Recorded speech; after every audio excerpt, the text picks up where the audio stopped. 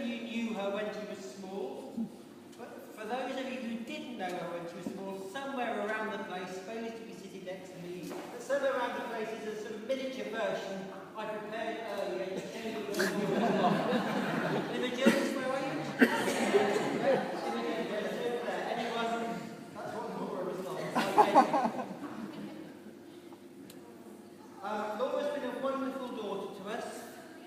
Loving, thoughtful, very, very much a family person, a good cook, and provided you don't trust her with drying up things like the expensive dinner service on their guest list, or the glasses, or near anything that could be spilt.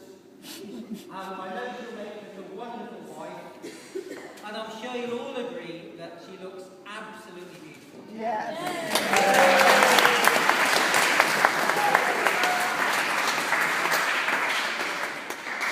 I'm sure Chris realises what a fortunate chap he is, and he needs to understand that I'm entrusting him with not one but two of my favourite girls.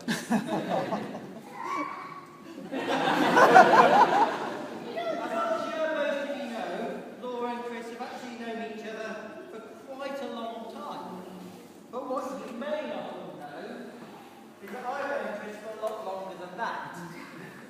In fact, I checked up on this on his medical record. With his permission, of course.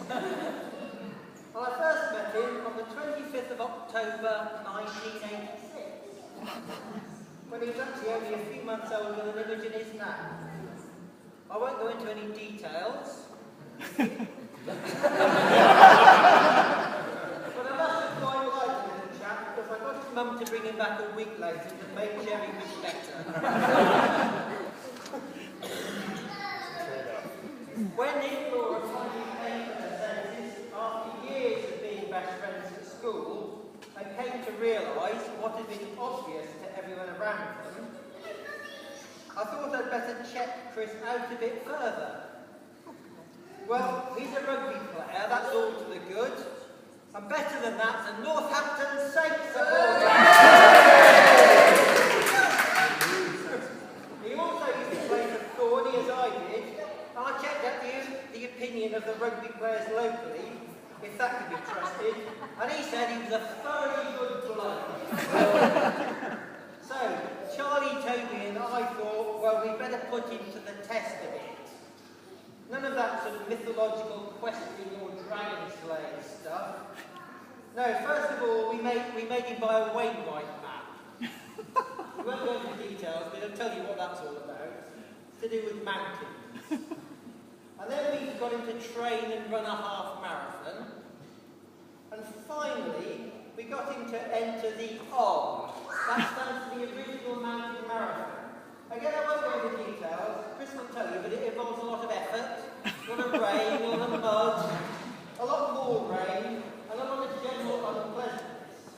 I won't say he was smiling at the end, but the fact that he seems to want to do it again speaks volumes, and he passed the test.